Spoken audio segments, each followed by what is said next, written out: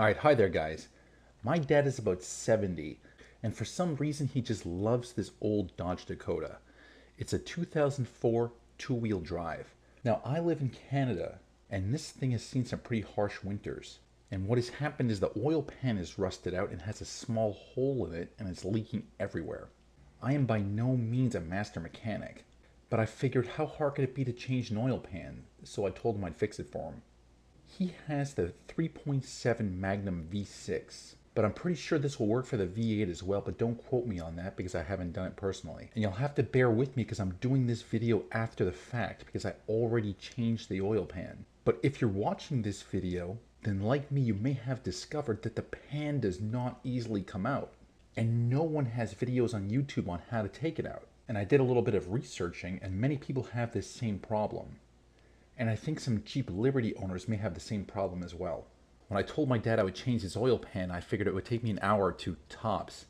But that's just not the case. And the problem is this, is that the front cross member, which on this model is part of the frame, stops the pan from coming out. And so this took me like over 6 hours to do, and it was mostly a waste of time. Hindsight is always 20/20, and if I had to do it over again, knowing what I now know, it could have taken me a couple of hours tops. And that's why I'm doing this video. For any of you guys out there that are like me, you started taking the pan out and then discovered, hey, this doesn't easily come out. So you can save yourself the huge amount of money that they're going to charge at the dealership to change it. And all you really need is a ratchet set, a jack, and a couple of jack stands. A new oil pan, and I would definitely recommend getting a new gasket. The only thing out of the ordinary that I used for this was a 2x4 that was about 2.5 to 3 feet in length. So let's save you some time and show you how to get this done. Before you even jack up the car, you're going to want to remove the air intake manifold. Because to take out the oil pan, you're going to need to raise the engine up a bit, and the manifold's going to be in the way. Now you're going to find tons of videos on YouTube on how to take it out, so I won't waste too much time here. It's pretty straightforward. You just undo the bolts around it that are holding it down and unclamp the hoses. The only problem that you might run into is when you try and take off the fuel rail, it's held in place with some little retaining clips, and you can use a flathead screwdriver to just pop those out. Other than that, the manifold comes apart pretty easy, and just take it out and set it aside. I also put a strip of duct tape to block the manifold holes that are revealed once you take this out, just to make sure that no dust or particles could fall inside. Once you've done that, you can jack up the truck and put it on jack stands. I only jacked it up to the height where the wheels were just about an inch or so off of the ground. And just make sure you use the jack stands to support the truck. After that, you can go ahead and drain the oil. You will need to remove this transmission cover to access the pan bolts, but don't worry, it comes out fairly easily. Next, you're probably going to need to remove the 2 transmission cooling lines that run to the radiator. You might get away with only removing the end at the radiator and moving the lines out of the way. The lines on my dad's truck were rusted and leaking a little bit, so I cut them with a pair of snips, and I fixed them for the moment with some high pressure rubber hose.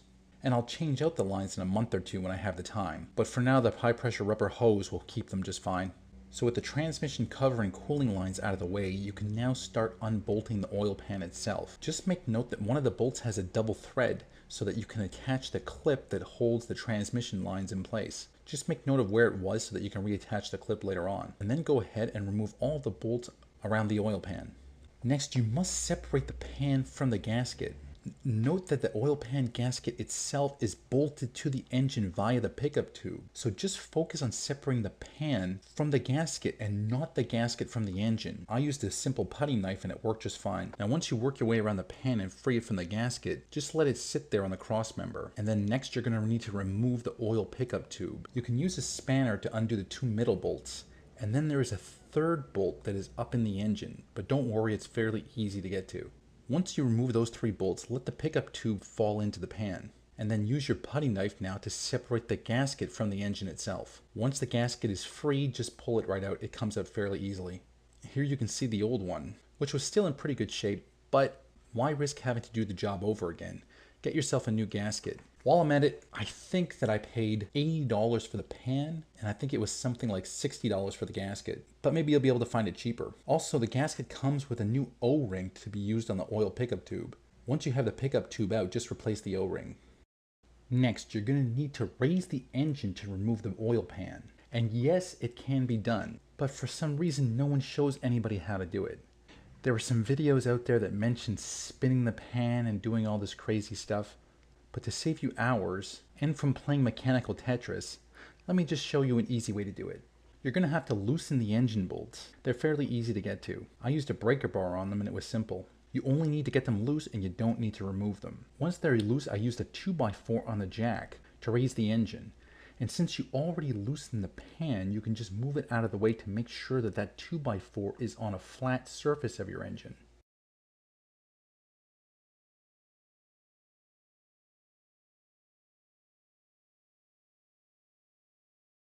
Now you want to jack up the engine high enough so that you could put a wrench handle or a bar or something over the engine mount bracket. I use a couple of ratchet bars. You could probably even use a piece of wood or something. But the whole point is that you want to support the engine with something because you're going to be underneath it. So you don't want to have just the jack to support the engine.